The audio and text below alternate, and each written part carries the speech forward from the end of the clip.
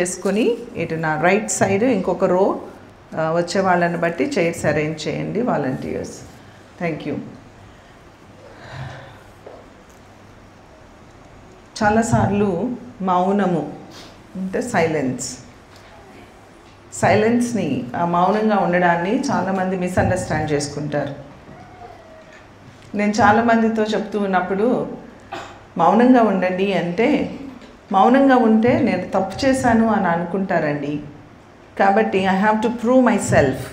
నేను మౌనంగా ఉంటే నన్ను నేను ప్రూవ్ చేసుకోవడం ఎట్లా, నాది తప్పు కాదు అని నేను ఎలా చెప్పగలను అని చాలామంది మౌనంగా ఉండలేరు. మౌనము అనేది దేవుని యొక్క క్యారెక్టర్లో ఒకటి. ఆయన వధకు తేయబడిన గొర్రె పిల్లవలే ఆయన మౌనంగా ఉన్నారు. ఎలాంటి సందర్భాలలో ఆయన మౌనంగా ఉన్నారు అనేది మీరు ఒకసారి ఆయన జీవితాన్ని గురించి ఆలోచన చేయండి. ఆయన్ని మనం ప్రేమించాలి. భక్తి అనగా ఆయన స్వారూప్యములో లేదా ఆయన గుణలక్షణాలే మన గుణలక్షణాలుగా చేసుకోవడమే భక్తి. భక్తి అంటే ప్రార్థన చేయడమో బైబిల్ చదవడమో ఏదో మొక్కుబడిగా కొన్ని మొక్కుబడులు చేసుకోవడమో కాదు, కానీ ఆయన స్వారూప్యములోనికి అంటే ఆయన గుణలక్షణాలు ఏమైతే ఉన్నాయో అవన్నిటినీ మనం అవగాహన చేసుకొని ఆ గుణలక్షణాలు మన గుణలక్షణాలుగా చేసుకోవాలి. మీలో ఎవరైనా టకటక ఆయన గుణలక్షణాలను వల్లించగలరా? ఎవరైనా చెప్పగలరా? ఎన్ని గుణలక్షణాలు ఉంటాయి? ఓకే, నెక్స్ట్ వీక్కి మీకు ఇది అసైన్మెంట్ అంటే హోంవర్క్.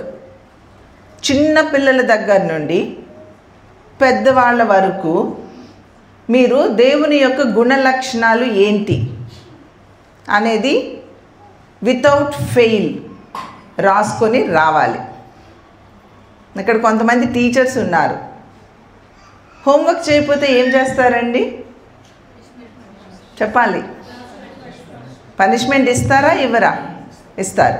సో ఖచ్చితంగా నేను పనిష్మెంట్ ఇస్తా. అర్థమైందా? నేను టీచర్నే కదా ఇక్కడ మీకు. సో ఖచ్చితంగా రాసుకొని రండి, దాన్ని స్టడీ చెయ్యండి. ప్రతి వారము సాగరాన్ని కూడా మనకి ఏదైనా అసైన్మెంట్ ఇస్తే బాగుంటుంది. ఎందుకంటే వినడానికి అలవాటు పడిపోయి విని వెళ్ళిపోయి ఏమి విన్నామో మర్చిపోయి మనం ఏం చేస్తున్నామో మనకేమీ అర్థం కాదు. అసెంబ్లీ చూస్తూ ఉంటాను నేను. అసెంబ్లీలో ఉన్న మినిస్టర్స్ అందరూ ఏం చేస్తారండి? ఎమ్మెల్యేలు, ఎంపీలు వీళ్ళందరూ ఏం చేస్తారు? పాయింట్స్ రాసుకొని తీసుకొని వచ్చి దాని గురించి డిస్కస్ చేస్తారు కదా. అంటే వాళ్ళు ఎంత ప్రిపేర్డ్గా వాళ్ళ అసెంబ్లీకి వస్తారో మనము కూడా అంతే ప్రిపేర్డ్గా దేవుని సన్నిధికి రావాలి. కాబట్టి మీకు అసైన్మెంట్ ఏంటో ఒకసారి చెప్పండి. ఏం హోంవర్క్? దేవుని గుణలక్షణాలు ఎన్ని ఉన్నాయో అవన్నీ రాసుకొని రావాలి. అవన్నిటినీ మన మదిలో ఉంచుకోవాలి. అప్పుడు వాటన్నిటినీ మన స్వంతం చేసుకోవడానికి మనము వర్కౌట్ చేయాలి. కాబట్టి ఈ విషయాన్ని మీరు జ్ఞాపకం చేసుకోనండి. యాబ్సెంట్ అయిన వాళ్ళకి ఏం చెప్తారండి? ఒకవేళ మేము రాలేదండి అన్నారు అనుకోండి, ఏం చెప్తారు? టీచర్స్ చెప్పండి. వాట్సాప్ గ్రూప్స్లో పోస్ట్ చేస్తారు. సో మన వాట్సాప్ గ్రూప్ అడ్మిన్స్ ఎవరైతే ఉన్నారో ఈ అసైన్మెంట్ మనకుందని వాట్సాప్ గ్రూప్లో చెప్పండి. అలానే మీ ఫ్రెండ్స్ అయ్యి ఉన్నట్లయితే వాళ్ళకి కాల్ చేసి రేపు వీక్కి మనకి హోంవర్క్ ఉంది, అది చేసుకొని రండి, లేకపోతే పనిష్మెంట్ ఉందంట అని చెప్తారు. సో కాబట్టి చెప్పండి. కాబట్టి ఈ విషయాన్ని జ్ఞాపకం చేసుకోండి. ఎనీవే, ఇందులో దేవుని యొక్క గుణలక్షణమైనటువంటి మౌనము. ఆయన ఎలాంటి సందర్భాలలో ఆయన మౌనంగా ఉన్నారు. అన్నీ మంచి జరిగితే మౌనంగా ఉండడము అది సర్వసాధారణము. మన గురించి ఎవరైనా మనలో లేనిది కూడా గొప్పగా చెప్తుంటే అరే నన్ను ఎంత బాగా పొగుడుతూ ఉన్నారు, నేను ఇలా కాదు కదా, పోనీలే ఎలాగో పొగుడుతున్నారుగా పొగడ్నివ్వలే అని మౌనంగా ఉండడం అలవాటే కదా. అలా కాదు. ఒకసారి ఒక సందర్భంలో నాకు గుర్తొస్తుంది, మా నాన్నగారు ఒక లెక్చరర్ గారు, ఆయన స్టూడెంట్గా ఉన్నప్పుడు ఒక లెక్చరర్ గారు మా నాన్నగారిని తీసుకొని ఇంకొక లెక్చరర్ దగ్గరకో ప్రిన్సిపల్ దగ్గరకో వెళ్ళినప్పుడు నాన్నగారి గురించి చాలా ఎక్కువ చెప్తూ ఉన్నారట. ఆయన గమనించింది, ఆయన చూసింది చెప్తూ ఉంటే అప్పుడు మధ్యలో నాన్నగారు కలుగ చేసుకొని చెప్పారట, సార్ చెప్పిన దానికంటే అది పైకి నేను కనిపించేది, కానీ నా హృదయాంతరంగము చూసినట్లయితే అంత మంచితనము నాలో లేదండి. అంటే ఎక్కడ యథార్థతను ప్రకటిస్తున్నారు. కొన్నిసార్లు మన గురించి ఎక్కువగా అనుకున్నప్పుడు ఆ ఎక్కువని మనం ఏం చేస్తాము అంటే ఆనందిస్తాము. ఆనందించొద్దాం. ఒక్కొక్కసారి మనమే మన గురించి ఉన్నదానికంటే ఎక్కువగా బోస్ట్ చేసుకొని మనము ఆనందిస్తూ ఉంటాం. అలా ఆనందించకూడదండి. ఉన్నదానిలోనే ఉన్నదే లేనట్లుగా కనబడవలసినటువంటి మనం. అందుకని దేవుని వాక్యంలో ఈ చేతితో ఇచ్చేది కుడి చేతితో ఇచ్చేది ఎడమ చేతికి తెలియకూడదు. చాలాసార్లు మనము దేవునికి ఇచ్చేది, దేవునికి చేసేది, దేవుని కొరకు బ్రతికేది అది ప్రొక్లెయిమ్ చేయడానికి ఇష్టపడుతూ ఉంటాము. అంటే అక్కడ ఏమి కనిపిస్తుందంటే మనలో మన ఐడెంటిటీ, మన గుర్తింపు కావాలి అనేది. మనకి ఒక గుర్తింపు కావాలి. లేదండి, మనకి ఎలాంటి గుర్తింపు అక్కరలేదు. మన గుర్తింపు ఎవరు? చెప్పండి గట్టిగా. మన గుర్తింపు ఎవరు? యేసయ్య అని నోటితో పలకడం కూడా ఇష్టం లేదా మీకు? గట్టిగా అందరూ ఒకసారి చెప్పండి, మన గుర్తింపు ఎవరు? యేసయ్య. యేసయ్య మన గుర్తింపు. మన మహిమ యేసయ్య, మన ఘనత యేసయ్య. మన నుండి ఏది కలిగిన మన ప్రతి అడుగు, ప్రతి మాట, ప్రతి చూపు, ప్రతి దినము, ప్రతి క్షణము కూడా మనము దేవుణ్ణి మహిమపరుస్తూ బ్రతకాలి. అనేక మంది భక్తులైనటువంటి వారు, భక్తులని పిలువబడుతూ ఉన్నటువంటి వారు, నాలాగా బోధకులు అని పిలువబడుతూ ఉన్నవారు, టీచర్స్ అని పిలువబడుతున్న వారు సహితము కూడా గుర్తింపును ఆశిస్తూ ఉన్నవారుగా కనబడడము ఎంత విచారమో, ఎంత విచారమో. గుర్తింపు కోసము మనం ప్రయాసపడినట్లయితే ఇంకా దేవుని నామము ఎక్కడ మహిమపరచబడుతుంది? దేవుని నామము మహిమపరచబడాలి అనేదే మన యొక్క ముఖ్య ఉద్దేశం అయి ఉండాలి. ఎవరు మనల్ని గుర్తించినా గుర్తించకపోయినా నీవు రహస్యమందు చేస్తూ ఉన్న నీ ప్రార్థన, రహస్యంగా దేవుని కొరకు నీవు ప్రయాసపడుతున్న ప్రయాసలు కొన్ని పబ్లిక్గా ఉంటాయి, కొన్ని రహస్యంగా ఉంటాయి. మనుషులు నిన్ను పొగిడినా పొగడకపోయినా, మనుషులు నిన్ను గుర్తించినా గుర్తించకపోయినా నీవు మాత్రం దేవుని పనిని ఏమి చేయకూడదు? ఆపకూడదు. దాన్ని ఎప్పుడూ ఆపకూడదు. దేవుడు దానిని గుర్తిస్తాడు. తగిన సమయంలో దానికి ప్రతిఫలాన్ని దేవుడు మనకి అనుగ్రహిస్తారు. కాబట్టి ఆయన వదకు తేబడిన గొర్రె పిల్లవలే మౌనంగా ఉన్నారు. మంచి జరుగుతున్నటువంటి సందర్భాలలో ఆయన మౌనంగా లేరు, కానీ ఆయన కఠినమైన పరిస్థితులలో మౌనంగా ఉన్నారు. ఆయన కఠినమైన పరిస్థితులలోనికి వెళ్ళడానికి ఆయన ఏమైనా పాపం చేశారా అంటే కాదు. ఆయన ఏమైనా తప్పిదాలు చేశారా అంటే కాదు. ఆయన అంతగా నలిగిపోవడానికి రీజన్ ఎవరు అంటే నేను, నీవు. మన పాపముల కొరకు, మన స్వభావముల కొరకు, మన అపవిత్రత కొరకు, మన యొక్క అసహ్యకరమైనటువంటి ఆ జీవితము కొరకు ఆయన నలపబడుతూ ఉన్నారు. ఆయన నలిగిపోతూ ఉన్నారు. అరే, నీవు చేసిన ఆ తప్పిదానికి నీవు శిక్ష పొందాలి, కానీ ఆయన శిక్ష పొందుతూ ఉన్నారు. ఆయనను శిక్షిస్తూ, ఏ తప్పు చేయకుండా ఆయనను శిక్షిస్తూ ఉంటే, no, I did not do anything, why are you beating me, she is the one who did mistake అని మనం చెప్తాము. ఆఫ్టర్ ఆల్ ఒక కూర వండితేనే ఏంటి కూర ఎలా ఉంది అంటే అత్త మీద తోసేసే కోడళ్ళు ఎంతమంది ఉంటారు, లేకపోతే కోడళ్ళ మీద తోసే అత్తలు ఎంతమంది ఉంటారు. కూర బాగుంది అంటే మాత్రం నువ్వు వండకపోయినా వెళ్ళి స్టవ్ ఆపేసి వస్తే నేనే చేశాను అంటావు. అంటే మెప్పుకోలు కొరకు. అరే ఒక నింద తీసుకుంటే ఏమైంది, లేదు కూర నువ్వే వండావు, మీ అత్తల్ని నేనే వండానని చెప్పింది. చూసావా ఎలా మాట్లాడేస్తుందో, ఎలా అబద్ధం ఆడేస్తుందో, చూసావా ఏం చేసేస్తుందో, చూసావా. అరే ఏమవుతుంది, పోనీలే కొడుకు దగ్గర ఒక మెప్పు పొందుదాం అనుకుందేమో అని అనుకోవచ్చు కదా. ఎబ్బే అలా ఏముండదు. యూ హ్యావ్ టు, నేనే వండా, ఆ ఘనత నువ్వే పొందేయాలి. మన నిత్య జీవితంలో ప్రతి దినము భార్యాభర్తల మధ్యలో, తల్లిదండ్రులకి బిడ్డలకి మధ్యలో, నేబర్స్కి నీకు మధ్యలో, నీ కోవర్కర్స్కి నీకు మధ్యలో, నీ బాస్కి నీకు మధ్యలో, నిత్య జీవితంలోనే ఇలాంటి వాటిలో మనము మౌనంగా ఉండకుండా మన నోరు తెరిచిన వారము ఎంతమందో ఆలోచించండి. అది మనకి అలవాటు. మనము మౌనంగా ఉండలేము, మన వల్ల కాదు, అది మన నేచర్. మరి క్రీస్తును మనము నమ్ముతున్నటువంటి క్రీస్తు, మనము వెంబడిస్తున్నాము అని చెప్పుకున్న క్రీస్తు ఎలా ఉన్నారు అనేది ఒక్కసారి పరిశీలన చేసుకో. మరి ఆయన కూడా నేనేం తప్పు చేయలేదు, రూతు తప్పు చేసింది, రూతుని సిలువేయండి అంటే నేనేమైపోదునండి, ఈరోజు ఇలా నిలబడి ఉండేదాన్నా, ఆయన కృపలో ఉండేదాన్నా.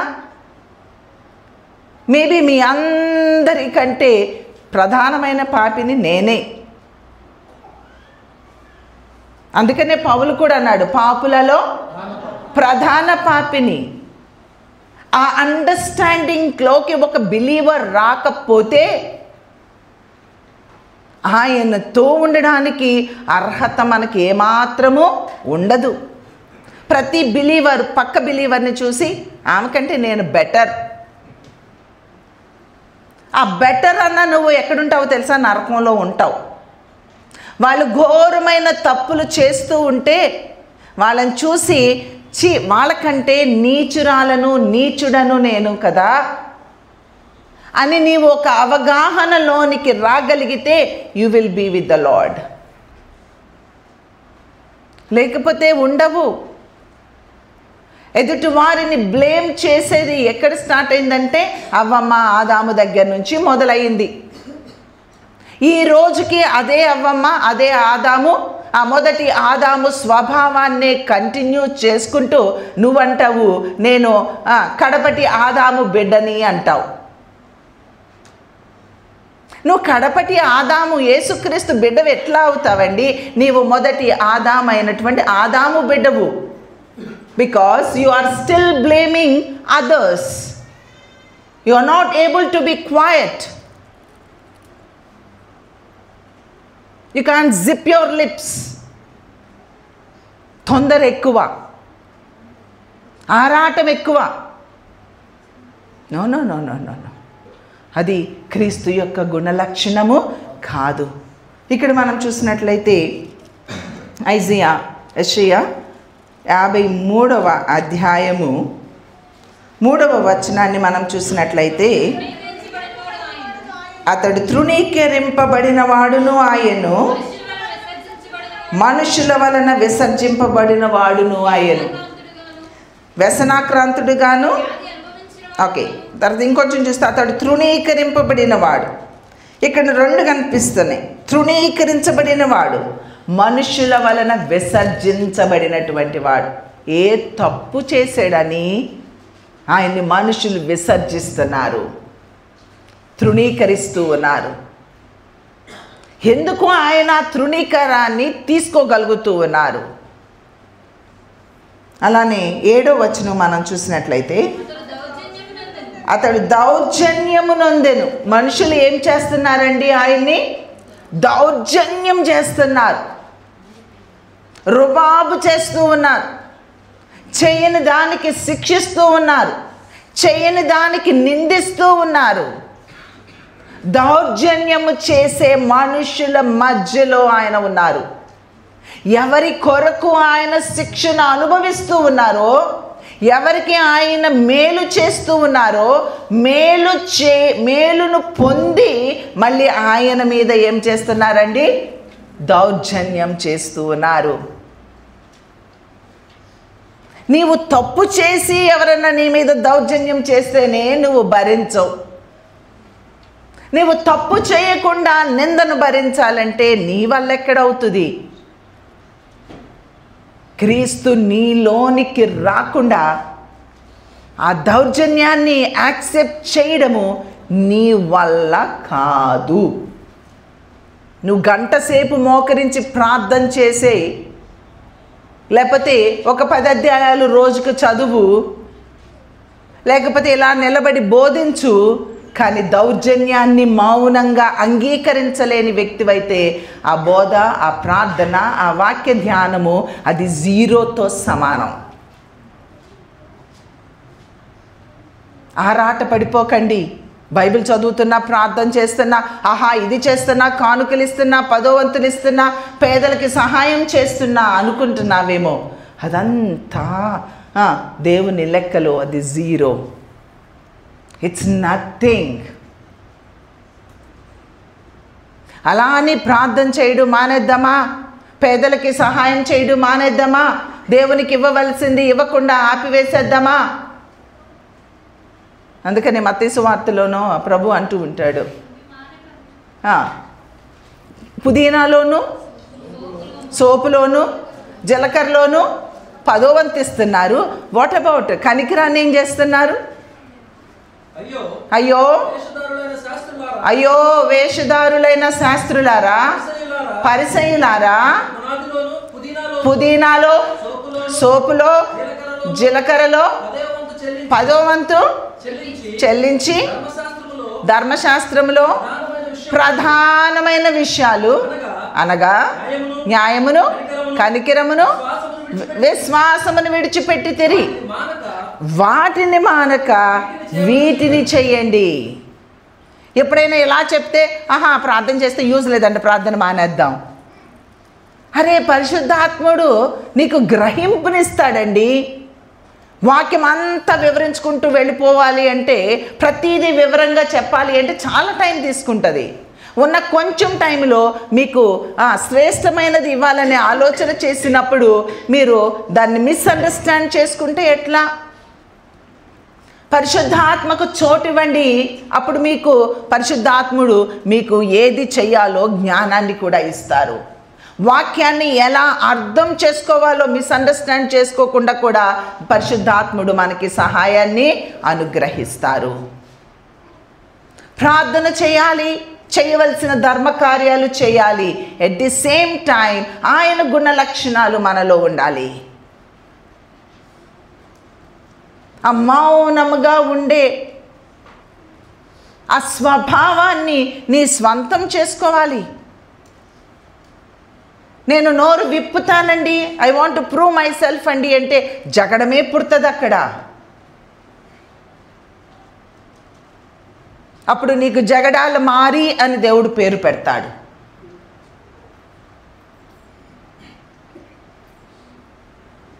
నన్ను నిందించినప్పుడు నేను నోరు తెరవకపోతే నేను నిజంగా తప్పు చేశాను అనుకుంటాడండి నా హస్బెండ్.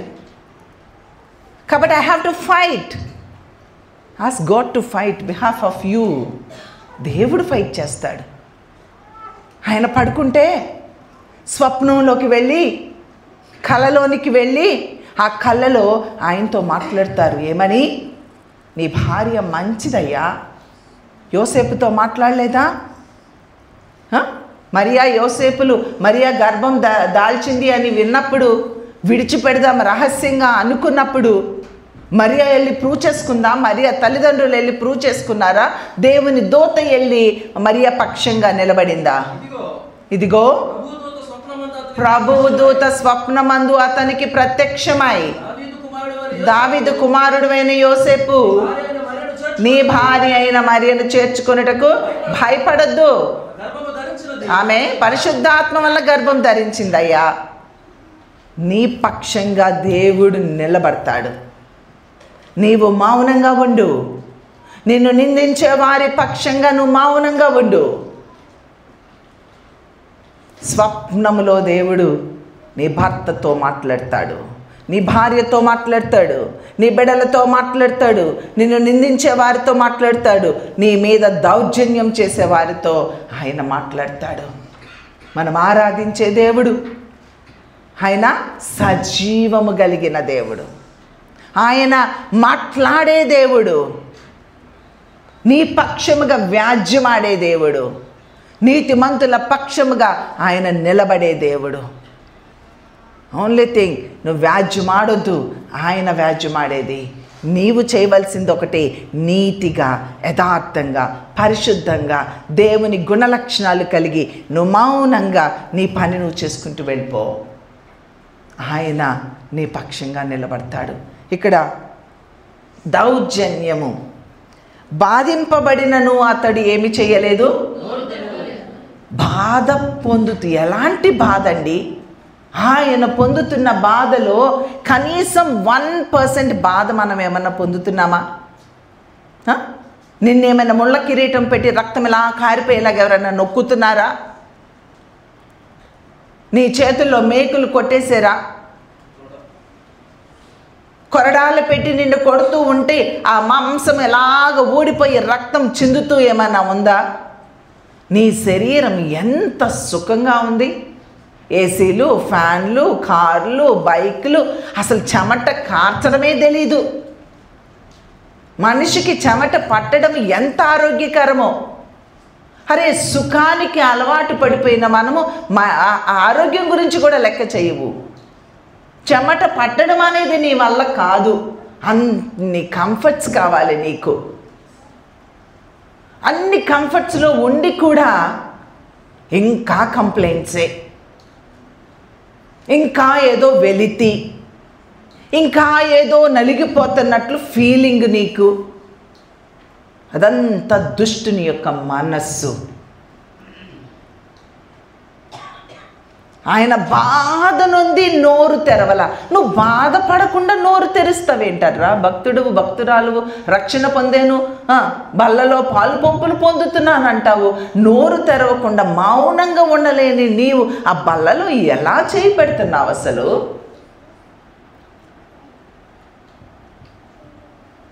వాక్యము ఎంత కఠినంగా మనకి కనబడుతూ బోధిస్తూ ఉన్నప్పటికీ కూడా ఎంత భయం లేకుండా దేవుని బల్లలో పాలు పంపులు తీసేసుకుంటాము.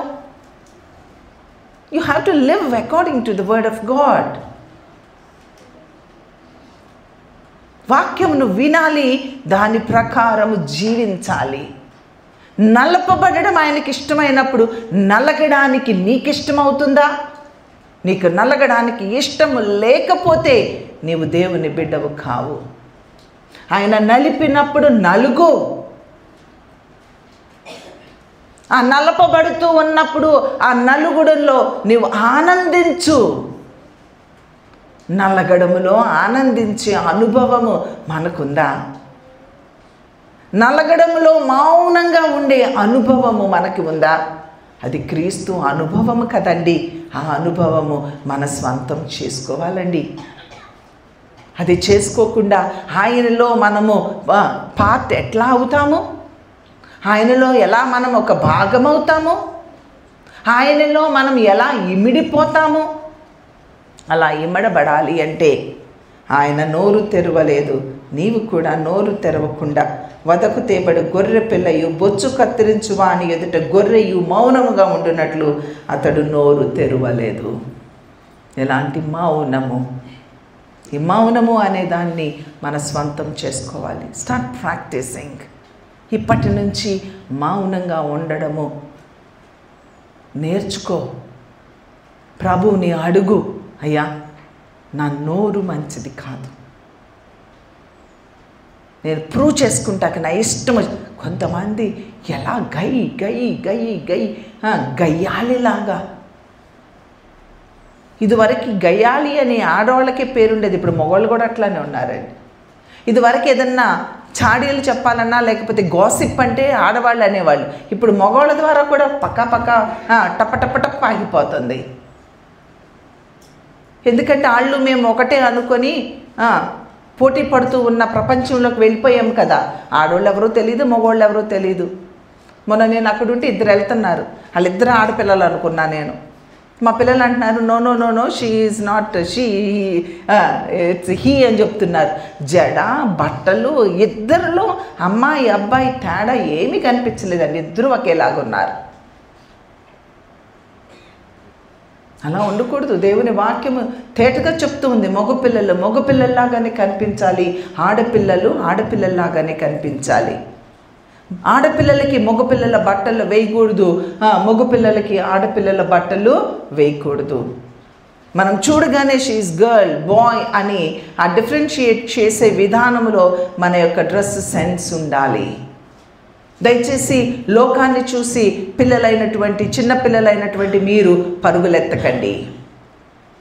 మీ ఫ్రెండ్స్ అలా ఉన్నారని అలా ఉండొద్దు.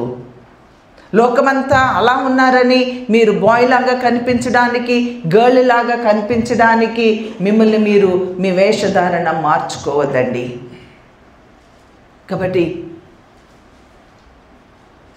మౌనంగా ఉండడం, గయాలితనము నుంచి బయటకు రావడము, ప్రూవ్ చేసుకోకపోయినా పర్లేదు దేవుని సన్నిధిలో మోకరించి ఆ ట్రూత్ని నువ్వే రివీల్ చేయి ప్రభువా అని ఎంతకాలమైనా. నేను లాస్ట్ టైం మీకు చెప్పినట్లు గుర్తు నాకు, నేను అవమానాలు నిందలు నేను చేయని దానిని నా మీద రుద్ది నన్ను అపవిత్రముగా అసహ్యంగా నన్ను చిత్రీకరించిన పరిస్థితులలో ఈ వాక్యము ద్వారా ప్రభు నాతో మాట్లాడినప్పుడు మౌనముగా బాధించుచున్న వారిని ప్రేమిస్తూ నవ్వుతో పలకరిస్తూ వారికి పరిచర్య చేస్తూ అడుగులు ముందుకు వేసినప్పుడు దేవుడు వారితోనే మాట్లాడి, అలా మాట్లాడడానికి ఇట్ టుక్ ఆల్మోస్ట్ 4.5 years, 4.5 సంవత్సరాలు నిందను భరిస్తూనే వారిని ప్రేమిస్తూనే క్రీస్తు వైపు చూచినప్పుడు ఆయన వారితో మాట్లాడి వారిని నా మౌనానికి సమాధానంగా వారిని మౌనపరిచారు. ఎన్ని సంవత్సరాలు పట్టినా ఒకవేళ మనం చనిపోయే వరకు ఆ ట్రూత్ డిక్లేర్ అవ్వకపోయినా మనం మాత్రం ఎలా ఉండాలి? మౌనంగానే ఉండాలి. మౌనంగానే ఉండాలి. నీ యథార్థత, నీ పరిశుద్ధత, నీ నిర్దోషత్వం సమాధైపోని పర్లేదు, ఒక దినమున పరలోకములో అది అన్నిటికంటే ఎక్కువగా అదేమవుతుందో తెలుసా? కొనియాడబడుతుంది.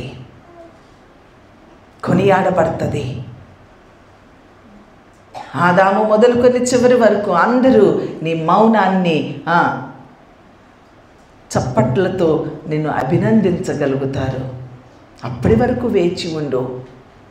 నీ చుట్టుపక్కల మహా అయితే ఉండే నీ ఫ్యామిలీ, నీ ఎక్స్టెండెడ్ ఫ్యామిలీ, నీ నేబర్స్ కొద్దిమందే కదా.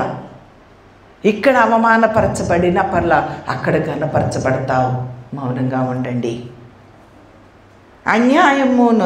అన్యాయపు తీర్పు నొందిన వాడై అతడి అన్యాయపు తీర్పు పొందాడండి. అన్యాయపు తీర్పు తీరుస్తూ ఉన్నా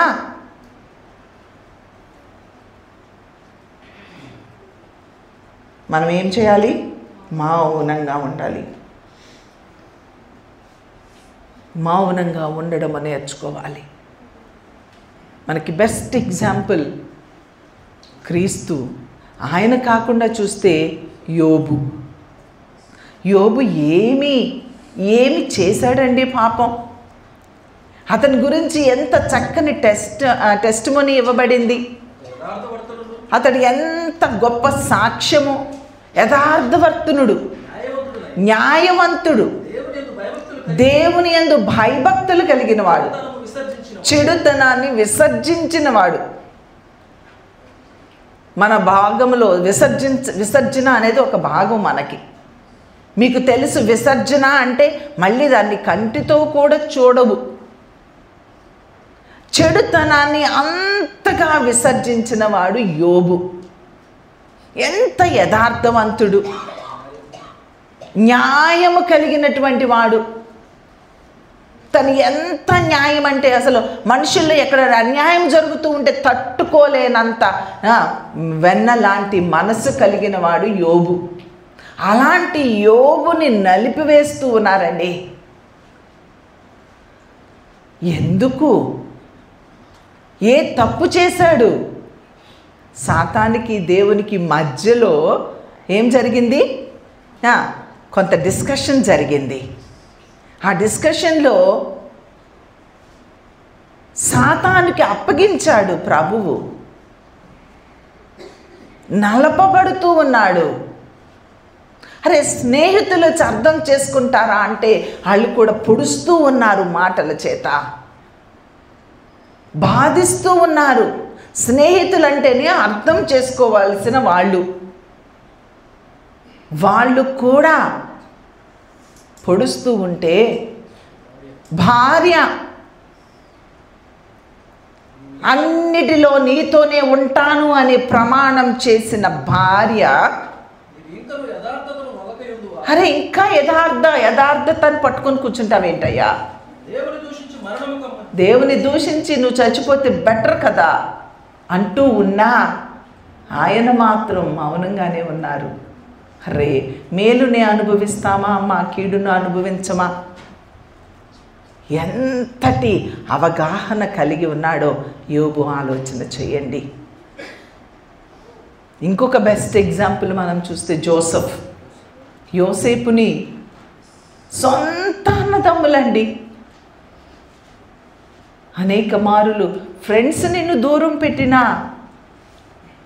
కనీసం కుటుంబం నీ పక్షంగా నిలబడుతుంది. కానీ కుటుంబంలోని వ్యక్తులే యోబుని భార్య ఎలాగ ప్రక్కన పెట్టినట్లుగా, యోసేపు అన్నదమ్ములు ప్రక్కన పెట్టినట్లుగా ప్రక్కన పెడితే మౌనంగానే ఉన్నాడు తప్ప తను ప్రూవ్ చేసుకోవాలని జోసెఫ్ ఎక్కడ ప్రయత్నించినట్లు కనపడలేదు. చివరికి తను లాస్ట్లో వాళ్ళు కలుసుకున్న తర్వాత మాట్లాడిన మాటల్లో ఏమని మాట్లాడతాడు? మీరు కీడుకు ఉద్దేశించి ఇవన్నీ మీరు చేశారు, నాకు కీడు చేయాలని మీరు ఇవన్నీ చేశారు. కానీ దేవుడు అదంతా దేనికోసం చేశాడు? మేలు కొరకే చేశాడు. అబ్బా, కీడును కూడా కొట్టి గోతులో తోసివేసి చంపేయడానికి ప్రయత్నించి చివరికి డబ్బులకి అమ్ముకున్న తర్వాత కూడా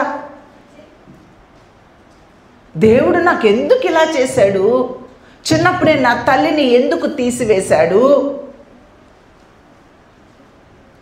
ఎందుకు నాకు ఈ దుస్థితి వచ్చింది? నా అన్నదమ్ములు ఎందుకు నన్ను ఇలా చేశారు అని ఏమైనా మాట్లాడాడా? అరే, అంత నష్టం జరిగితే దేవుడు నాకు మేలే చేశాడు అని మాట్లాడుతూ ఉన్నారు. చూసారా ఎంత అండర్స్టాండింగ్కి వచ్చాడండి, ఎంత అండర్స్టాండింగ్కి వచ్చాడు. ఎంత కాలము నుండి మనం భక్తి చేస్తున్నాము, ఆ అండర్స్టాండింగ్లోకి ఒక్కరమన్నా వచ్చామా? ఒక్కరమన్నా ఉన్నామా? ఆలోచన చేయండి. రోమా 8:28 మనకు చక్కని మాట కనపడుతుంది. దేవుని ప్రేమించు వారికి అనగా ఆయన సంకల్పము చొప్పున పిలువబడిన వానికి మేలు కలుగుటకై సమస్తము సమకూడి జరుగుతున్నది. జోసెఫ్కి అన్ని మేలు కలుగుటకు సమస్తము సమకూడి జరిగిందంత నష్టమా లాభమా? నష్టం. మనం ఈ వాక్యాన్ని ఎప్పుడు తలుచుకుంటామంటే, ఆహా, నేను నీతిగా బ్రతికాను కాబట్టి చూడు ఇది email email email email email ఈ స్టేజ్లో నేనున్నానంటే అన్నీ మేలులే. ఆహా, ఎంత బాగా అర్థమైంది ఆ వాక్యం. కొన్నిసార్లు మనకి మేలు జరగాలి అంటే నువ్వు నలపబడాలి. అన్నీ నెగిటివ్గానే కనిపిస్తాయి, అన్నీ నలుగుతున్నట్టే కనిపిస్తాయి, అందరూ దూరం అయిపోయినట్లే కనిపిస్తారు. ఆ నలుగుడిని ఎంజాయ్ చేయగలిగిన ఒక బిలీవర్గా నేను నువ్వు ఉన్నప్పుడే ఆ మేలుని మనము అనుభవిస్తాం. వాక్యం ఎంత మర్మముతో కూడినదో ఒక్కసారి ఆలోచించండి.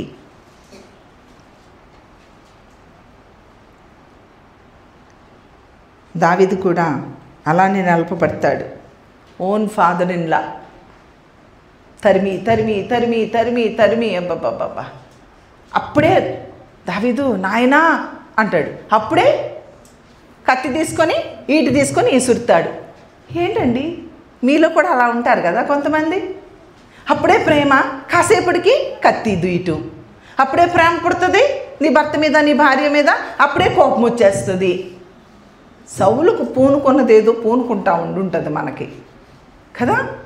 ఎందుకు అట్లాంటి రెండు భిన్న మనస్తత్వాలు? అది అపవాది యొక్క మనస్సు. ఆ మనస్సుకు మనం ఏమి ఇవ్వకూడదు? చోటు ఇవ్వకూడదు. చిటుక్కు చిటుక్కున్న అంటే ప్రతి పరిస్థితికి మారిపోతావా నువ్వు? అలా మారొద్దు. నువ్వులాగుండు, నువ్వు క్రీస్తులాగా ఉండు. అందుకే దావీదు అంటాడు, నరుడను కాను పురుగును, నరులచే నిందించబడిన వాడను, తృణీకరించబడిన వాడను అని Psalm 22లో మాట్లాడతాడు. అంటే తనకు కూడా ఒక ఎక్స్పీరియన్స్, మనుషుల చేత తృణీకరించబడము, నిందలు, అవమానాలు ఇవన్నీ కూడా తరమపడుతూ ఉన్న పరిస్థితులు. అయినప్పటికీ కూడా తను దేవుని వైపే ఆధారపడ్డాడు. కానీ అనేక మారులు సౌలు తన చేతికి దొరికినా తనేం చేయలేదండి, తను చంపలేదు. ఆ వస్త్రపు చెంగు కోసినందుకే పశ్చాత్తాపడతాడు. తర్వాత అబ్బా ఎలాంటి అండర్స్టాండింగ్ ఉందో చూసారా? అలాంటి అండర్స్టాండింగ్ కలిగిన ఒక బిలీవర్గా మనము బ్రతకాలి అని ఒక నిర్ణయంలోనికి మనం రావాలి. ఇంకా చివరిగా నేను ఒక ఎగ్జాంపుల్ చెప్తాను చూడండి. జోబ్ 9:32లో ఆ వాక్యాన్ని ఒకసారి చదువుతారా?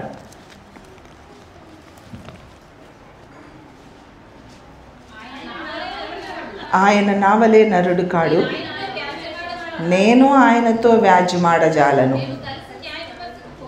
మేము కలిసి న్యాయ విమర్శకు పోలేము.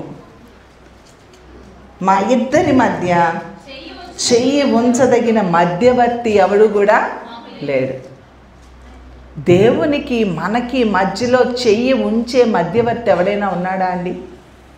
ఉన్నాడా? ఎవ్వరూ లేరు, ఎవ్వరూ లేరు. నేను నరుడను, ఆయన నావలే నరుడు కాదు. నేను నరుడను, ఆయన నావలే నరుడు కాడు. ఆయనతో నాకు వ్యాజ్యమేంటి?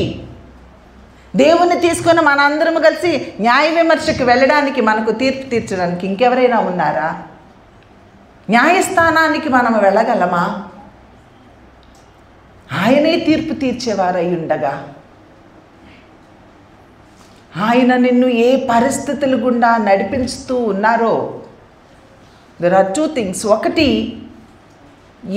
నీ పాపమును బట్టి అయినా సరే, నీ అపవిత్రతను బట్టి అయినా, నీ రాంగ్ డెసిషన్స్ని బట్టి అయినా, ఏ రకంగా ఏమవుతుందో తెలియదు కానీ ఆ స్థితి గతులన్నిటిలో గుండా కూడా ఆయన ఇంకా నిన్ను వదలకుండా నిన్ను ఆయన స్వరూపములోనికి తీసుకొని వెళ్ళడానికి ఆయన పనిచేస్తూ ఉన్నారు. చూసారా? కంప్లీట్గా ఈ అండర్స్టాండింగ్లోనికి ప్రతి బిలీవర్ రావాలి. నేను నరుడను, ఆయన నరుడు కాదు. మా మధ్యలోనికి ఎవరు రాలేరు, ఏ చెయ్యి రాలేదు. I will surrender my self to him అని కంప్లీట్గా ఆయనకి సరెండర్ అయిపోదామా? మౌనాన్ని నేర్చుకుందామా? తృణీకరించబడుతూ ఉన్నప్పటికీ, నలిపివేయబడుతూ ఉన్నప్పటికీ, ఎలాంటి పరిస్థితులైనా సరే మనం ఏం చేయాలండి? మౌనముగా ఉండాలి. Start practicing. మౌనంగా ఉండడం నేర్చుకో. ఎప్పుడైతే ఐఎమ్ నథింగ్ అనుకున్నప్పుడు నోరు తెరవు. ఒక కింగ్ దగ్గరికి వెళ్ళినప్పుడు, జడ్జిమెంట్ వచ్చినప్పుడు నోరు తెరుస్తామా? నోరు తెరం. మనకన్నా పెద్దవాళ్ళు ఏదన్నా ఒక మాట అంటే నోరు తెరుస్తామా? తెరం. మనతో పాటు ఈక్వల్ అనుకున్నా, మనకన్నా తక్కువ అనుకుంటేనే నోరు తెరుస్తాం. మనకన్నా తక్కువ ఎవరూ లేరు. అందుకే అన్నా కదా, పాపులలో ప్రధాన పాపిని నేనే అన్నప్పుడు ఎవరు నా మీద నింద వేసినా నేను నోరు తెరవగలనా? తెరవలేను కదా. కాబట్టి పౌలుకు వచ్చిన అండర్స్టాండింగ్ మనకి రావాలి. పాపులలో నేను ప్రధాన పాపిని అనే గ్రహింపు ఆయనకి ఎందుకు వచ్చింది, మనకు ఎందుకు రావడం లేదు అనేది ఒకసారి పరిశీలన చేసుకోండి. అలానే నిత్యము ప్రతి క్షణము కూడా ఎదుటివారితో నీ సంభాషణ మౌనంగానే ఉండాలి తప్ప నోరు తెరిచి నిన్ను నువ్వు ప్రూవ్ చేసుకోవాలని మాట్లాడడము అది సరి అయినది కాదు అని దేవుడు మనకి ఈ ఉదయకాల సమయంలో మనకి నేర్పించాలని ఆశపడుతూ ఉండగా అలాంటి మౌనాన్ని నాకు నేర్పవా అని చిన్న ప్రార్థన చేస్తావా? దయచేసి ఇప్పటివరకు కూర్చున్నాం కాబట్టి లేచి నిలబడి, గంటల ప్రార్థన అక్కర్లేదండి, హృదయాంతరంగాలలో నుండి నిజమైనటువంటి అవగాహనతో ఒక్క చిన్న మాట ప్రభువుతో నువ్వు పలకగలిగినట్లయితే ఆ ప్రార్థనకు ఎంత స్ట్రెంగ్త్ ఉంటుందో తెలుసా? ఇప్పటి నుంచి మరలా ఎన్నడూ నీవు నోరు తెరవకుండా ఉండగలవు. అలాంటి శక్తి మన ప్రభువులో ఉంది. కాబట్టి నువ్వు నమ్ముతావా? ఆయన నా వల్ల కాదు, నేను మౌనంగా ఉండలేను, నన్ను నేను ప్రూవ్ చేసుకుండా ఉండగలిగే మనస్తత్వం నాది కాదు, నా వల్ల కాదు, నేను ఇలా నిబంధన చేసుకుంటే ఫెయిల్ అయిపోతానేమో అనుకుంటూ ఉన్నావేమో. నీ వల్ల కాదు, కానీ ఆయనను గనుక నీలోనికి ఈ ఉదయకాల సమయంలో ఆహ్వానించగలిగినట్లయితే ఆయన నీలో నివసిస్తారు. నీకు మౌనంగా ఉండడము చేతనవుతుంది. ఒక్క చిన్న కేక వేస్తావా?